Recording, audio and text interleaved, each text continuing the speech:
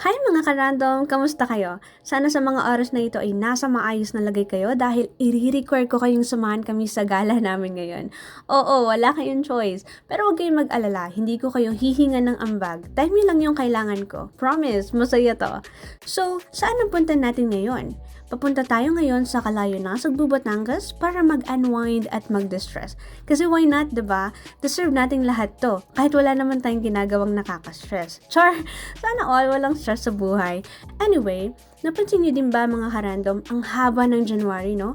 Parang 65 days. So, hindi tayo papayag na bahay, work, at itutulog lang natin to, no? At dahil mga laking pala desisyon tayo, gagawin nating pre-summer ang February. O, diba? Kahit medyo malamig pa yung panahon, laban na yan. So, tara, samahan nyo kami. Ako, ang asawa ko at mga kaibigan namin dahil susubukan natin maging main character sa beach. So just to loop you in nga pala mga ka-random, galing pa tayo ng Antipolo at nakamotor lang. Yes, for the long ride ang mga random persons. Tiis muna ng ilang oras sa ngalay para sa followers growth. Baka naman di ka pa nakasubscribe. Like and follow mo na din to. May TikTok din kami, Facebook at Insta. Sama mo na din yung thread. Huy! Kaya sa mga gagaya ng trip namin, mga ka-random, achieve na achieve yan. Basta mag-stop over kayo every 2 hours or less para makapag-stretching. Pangtanggal ngalay, para di mag-lock yung mga joints nyo at iwas pulikat. So ayun na nga, umalis tayo ng Antipolo ng 6 a.m. para makaiwas sa malalang traffic. So, time check muna tayo mga ka-random. 9 a.m. na ng umaga ngayon at currently nasa Ternate area na tayo. Mukha pa naman tayong fresh, pero sa totoo lang, amoy long ride na tayo. Curious kayo sa amoy ng long ride, no? Aba, gamitin nyo kasi yung mga motor nyo. Sama kayo sa amin sa next ride para naman mag-amoy long ride din kayo. Follow nyo kami, set natin yan. Char! Naisingit na naman yun. So going back ulit, siguro mga 11 or 12 ng tanghali ang dating natin ito sa resort. Depende kung ilang beses tayo titigil para umihi at, mag-ala turista ng malala. And nga pala, nag-book na kami ng resort 5 days prior para less hassle pagdating ng Nasugbo. Kasi ayaw naman namin ng adventure na, sorry ma'am, puno na po lahat. Ay, ganun po ba? Sige, madami naman resort sa Antipolo. Balik na lang po siguro kami doon. Bawin next life. Ang OA. Kaya bago kayo pumunta mga ka-random, make sure na kontakin nyo yung resort na bet nyo at mag-book na kayo para di kayo maabala. Dagdag pagod din yun, no? At marami din namang resort sa Kalayo. So makakapili kayo ng swak sa budget, swak sa trip, swak sa mood nyo sa buhay. Kami naman, naghanap lang sa TikTok kasi TikTok na daw ang bagong travel agency ng bayan ngayon. Yes, updated kami mga trend tayo, no? So, madami kaming kinontak na resort pero yung unang nag-reply sa amin ay agent ng Daddy Buno Beach Resort. So, wala kaming choice. Sila yung active eh. Charing! Sabi namin, sige na nga, ikaw na yung sign. So, ayun, nagpabook kami at nagsan ng down payment. Pagdating natin sa resort mga ka-random, itutour ko kayo. Wow! Tour guide yarn! Siyempre, ako nag-alok sa inyo na samahan kami, kaya i-guide ko kayo. Ipapakita ko yung room na nabook namin, kung pang aesthetic ba o pang tulugan lang, at i-reveal ko yung presyo kung masakit ba sa bulsa o barya lang. At yung mga inclusions, kung sulit ba o emotional damage lang. At syempre, yung amenities ng resort, kung may mapagpipicturean ba tayo. At hindi lang yon, sisilipin din natin yung mga katabing resorts. Oo, silip lang mula sa Dalampasigan para lang may idea tayo sa mga resorts doon at para may comparison tayo. More choices, more fun. So tara mga ka-random, samahan nyo kami sa trip na to at alamin natin kung beach ba ang solusyon sa lahat ng problema or dagdag gastos lang.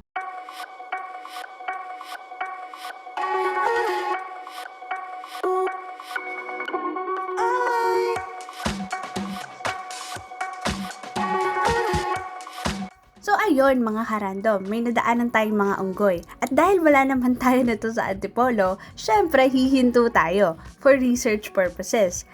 Aalamin natin kung totoo bang kahawig natin sila. Resulta? Fake news. Di natin sila kamukha. Kasi mas cute sila sa atin.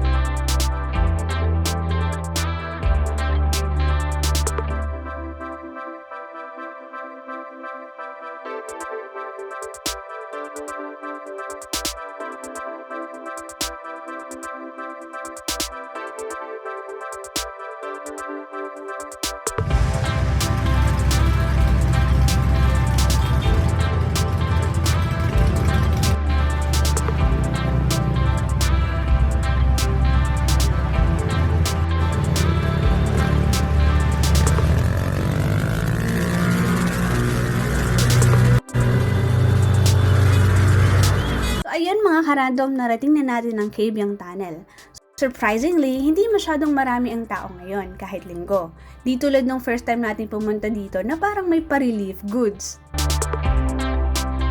At alam niyo ba mga karandom, ang Kabyang Tunnel ang pinakamahabang tunnel sa buong Pilipinas. Binuksan ito noong 2013 and since then, naging instant photo stop ito ng mga road trip at motorcycle groups.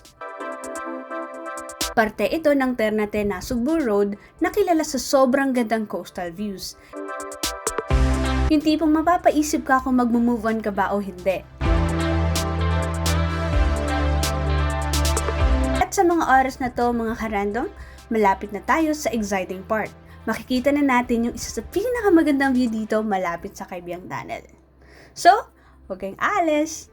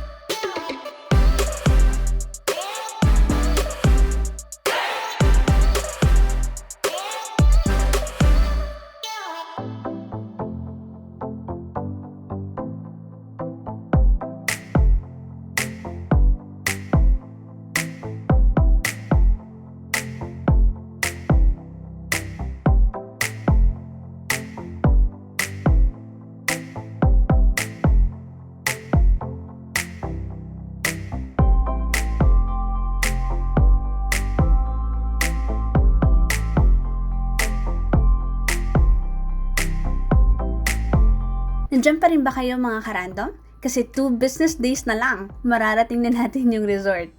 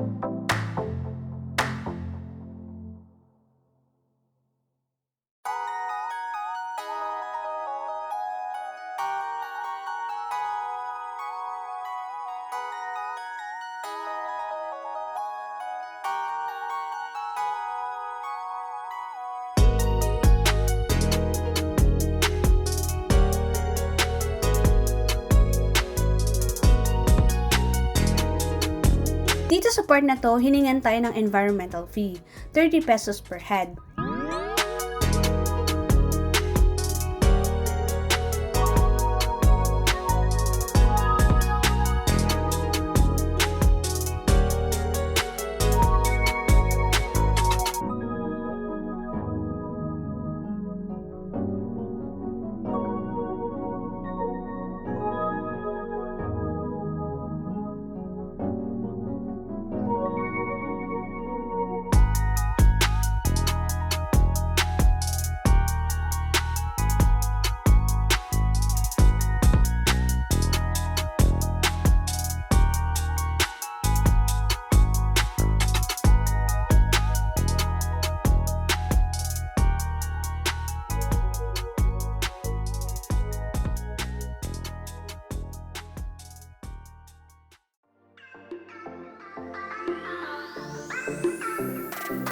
Ayan mga karandom, nakarating na rin tayo sa wakas. Welcome to Daddy Bono Beach Resort. Yes, Bono pala, hindi Buno. Confirm, nakita ko sa signage nila. At dahil nakamotor lang tayo, sa loob tayo pinapark ng may-ari. Kapag nakasasakyan kayo, may parking naman sila sa labas. May bayad nga lang.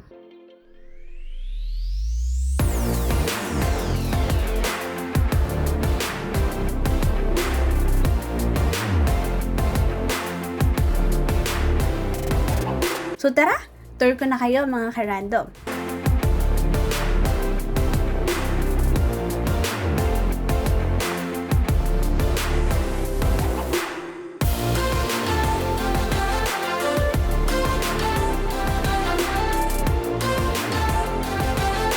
Yung nabook namin na kwarto, good for 2 packs na. May veranda sa labas, lamesa at mga upuan. Dito kami ng asawa ko. Yung mga kaibigan naman namin ay nasa kabilang kwarto.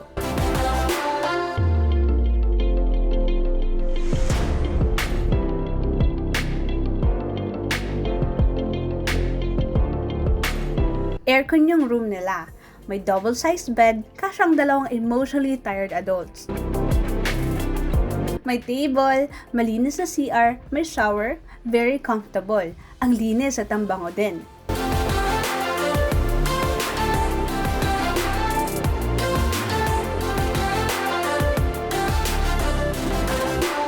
At bonus pa, kapag aircon room yung binook ninyo, libre na ang gamit ng utensils, cooking wares, rice cooker, kalan, pati griller. At ayan nga, nag-iihaw na kami ng isda for lunch.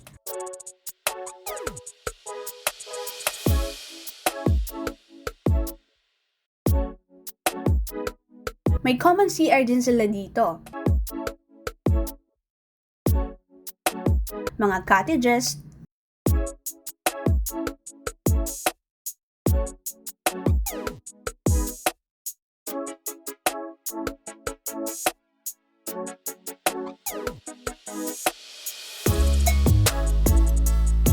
at ito naman yung beachfront ng resort.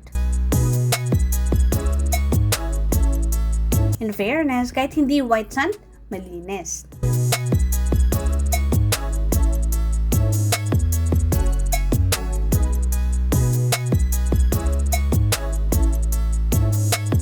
Hindi ako maglalagay ng filter mga karandom Kung ano nakikita nyo, yun talaga yung itsura niya sa personal. Yung iba kasi naglalagay ng filter. Nagmumukhang mas maputi yung buhangin. Ang ending expectation versus reality tuloy.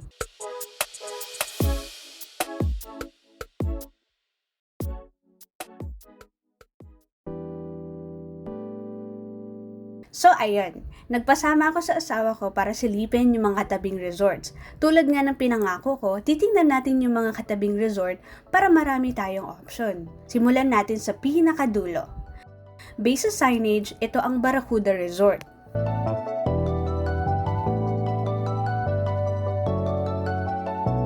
Yung mga katabing resort naman, walang signage. Ipapakita ko na lang sa inyo para may idea lang kayo, para hindi sayang yung punta natin. Kailangan pa kasi natin mag-research nito. Itatry kong hanapin yung names ng resort mga ka-random. Ilalagay ko na lang sa description ng video na to. Or comment nyo na lang kung alam niyo. Teamwork na lang tayo.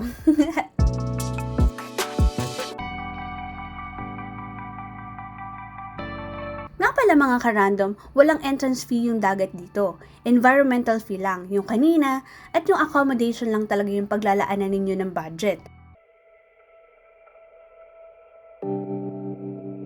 Nagkakatalo lang talaga sa presyo ng accommodation.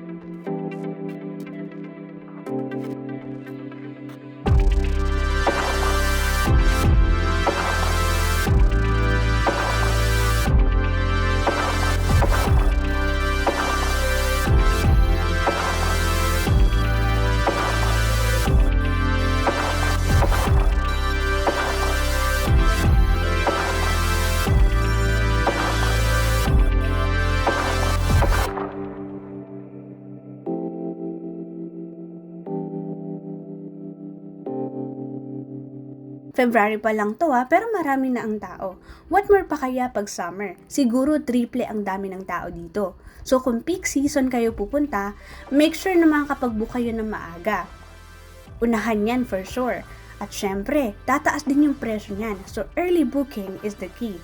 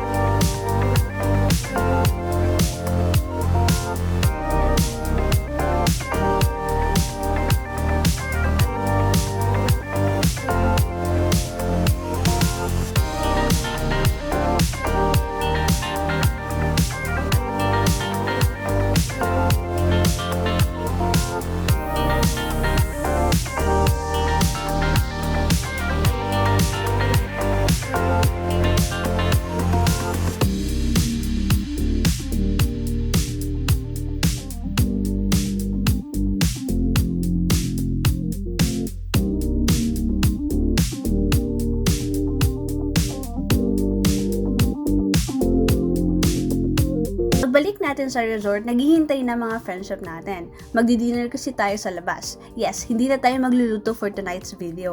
Kakain tayo ng Lomi Batangas sa kanto. Warning lang, matagal sila mag-serve dito. Mga 3 business days, so agahan nyo ng konti para sakto yung pag-serve ng food. Kinabukasan, maaga tayong gumising. Yung chef natin for today ay nagpiprito ng toyo. Yung assistant chef naman natin, ang asawa ko, magpiprito ng itlog maya-maya.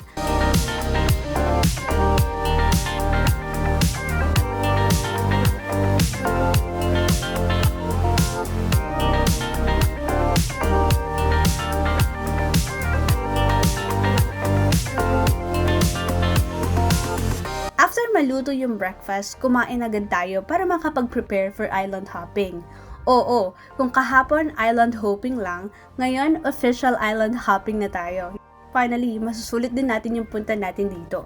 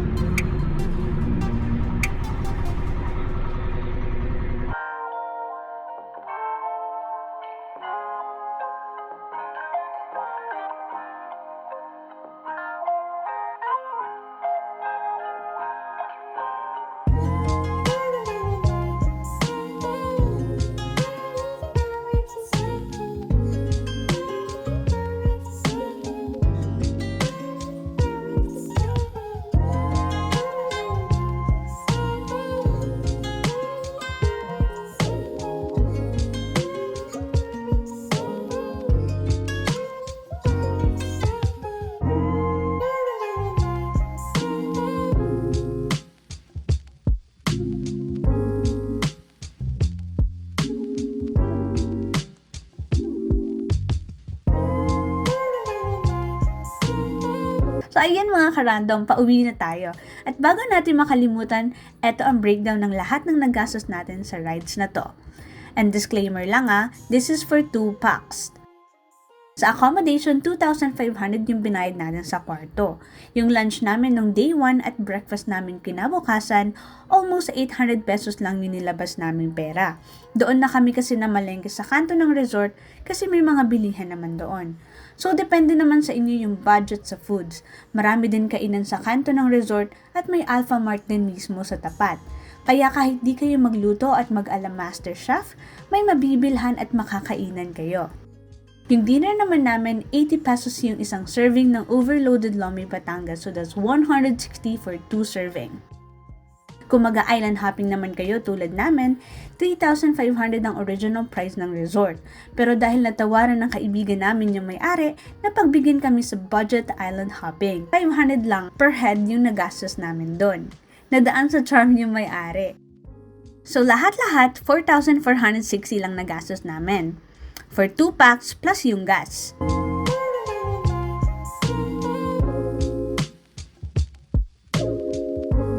So ayun lang mga ka-random. Sa tingin nyo ba, sulit ba ang aming adventure rides at beach sa Nasugbu, Batangas? Sana natulungan namin kayo mag-decide kung itutuloy nyo yung plano ninyong punta dito sa Nasugbu, Batangas or itutuloy nyo. Salamat sa panonood hanggang dulo. Kung umabot ka dito, please like, follow, at subscribe ka na din. See you on our next Travel Tales. Bye!